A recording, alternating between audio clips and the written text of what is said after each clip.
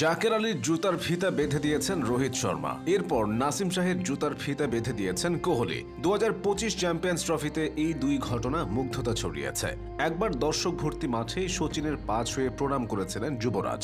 শহীদ আফ্রিদিকে bold করেও উদযাপন করেনি তার মেয়ে জামাই শাহিন শাহ আফ্রিদি। এদিকে চিরপ্রতিদ্বন্দ্বী বিরাট কোহলির দুর্দিনে শুভকামনা জানিয়েছিলেন বাবর আজম। এসব ঘটনা সৌন্দর্য বাড়িয়ে দেয়। প্রতিপক্ষকে সম্মান করা কিংবা সৌজন্যমূলক আচরণের জন্য ক্রিকেটকে বলা হয় ভদ্রলোকের খেলা। বিভিন্ন সময় ক্রিকেট মাঠে এমন কিছু চমকপ্রদ ঘটনা ঘটেছে যা ভদ্রতাকে ছাড়িয়ে মহানুভবতায় পৌঁছেছে। তেমনই কিছু ঘটনা দেখে আসা যাক। 2022 সালের অ্যাশেজ সিরিজে ইংল্যান্ডকে 4-0 ব্যবধানে নাস্তানুপাত করে অস্ট্রেলিয়া। সিরিজ শেষে অ্যাশেজের শিরোপা নিয়ে ছিটিয়ে উদযাপন শুরু করে অজি ক্রিকেটাররা। আর এটি দেখে ইসলাম ধর্মের প্রতিনিধিত্ব করা উসমান খাজা তখন মঞ্চ থেকে লাফিয়ে চলে যান, কারণ ইসলামে এমন পানীয় পান করা এবং তা নিয়ে উদযাপন নিষিদ্ধ। বিষয়টি চোখে পড়তেই বিশেষ পানীয় ছিটানো বন্ধ করতে বলেন অজি অধিনায়ক প্যাট কামিন্স। এরপর চোখের ইশারায় মঞ্চে ডেকে নেন খাজাকে, একসঙ্গে করেন উদযাপন। এমন ঘটনায় কামিন্সের প্রশংসায় ভেসেছিল নেট দুনিয়া। 2018 সালের কথা, পাকিস্তান সুপার লিগ তথা পিএসএল এর একটি ম্যাচে মুখোমুখি হয় লাহোর কালান্দার্স ও করাচি কিংস।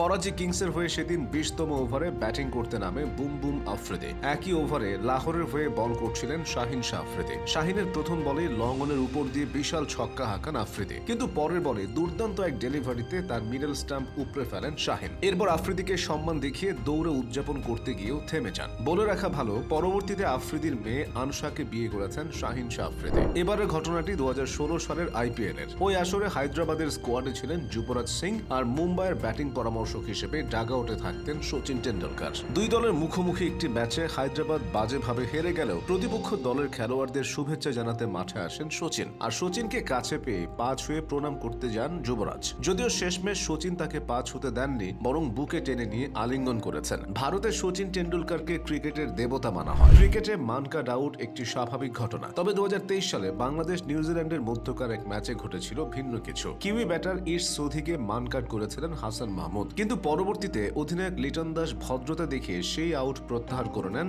এবং সৌদিকে পুনরায় ব্যাটিংয়ে আমন্ত্রণ জানান। এটা দেখুন, পাকিস্তান ও আফগানিস্তানের একটি ম্যাচে বাবর আজম ব্যাটিং করছিলেন। হঠাৎই তার জুতার ফিতা খুলে যায়, আর মোহাম্মদ নবী সেটি বেঁধে দিতে আসেন। তবে বয়সে অনেক বড় নবীকে সম্মান দেখিয়ে বাবর সেটা করতে দেননি। বাবরের এমন মহানুভবতা এটাই প্রথম নয়। কোভিড পরবর্তী সময়ে অনেকদিন থেকেই সেঞ্চুরি খরাইছিলেন বিরাট কোহলি। চিরচেনা ফর্ম হারিয়ে হতাশ হয়ে পড়েছিলেন। 2022 সালের এমন এক মুহূর্তে টুইটারে কোহলিকে বিশেষ বার্তা দেন বাবর, যেখানে তিনি লিখেছিলেন, this too shall pass, stay strong. পরবর্তীতে বাবরের এমন বার্তার জবাবে ধন্যবাদ জানিয়ে তাকেও শুভকামনা জানিয়েছিলেন বিরাট কোহলি। ভদ্রতার খেলায় পিছিয়ে নেই আইসিসির সহযোগী দেশগুলো। নেপালের আসিফ শেখকে দেখুন না, 2022 সালে আয়ারল্যান্ডের সাথে একটি ওয়ানডে ম্যাচে নিশ্চিত রান আউটের সুযোগ পেয়েও আউট করেননি এই উইকেট কিপার। মূলত আইরিশ ব্যাটার ম্যাকব্রাইন রান নেওয়ার সময় হোঁচট খেয়ে পড়ে যান, তাই এভাবে তাকে আউট করতে চাননি আসিফ। পরে এই ঘটনার জন্য তিনি আইসিসির স্পিরিট অফ ক্রিকেট পুরস্কার পেয়েছিলেন। শেষ করা যাক বাংলাদেশের ঘটনা দিয়ে। 2016 সালে বাংলাদেশ বনাম আফগানিস্তান সিরিজের একটি ম্যাচে মাশরাফিকে স্পর্শ করতে মাঠে ঢুকে পড়েন এক ভক্ত। এই সময় নিরাপত্তা কর্মীরা তাকে বাধা দিতে চাইলেও স্বয়ং মাশরাফি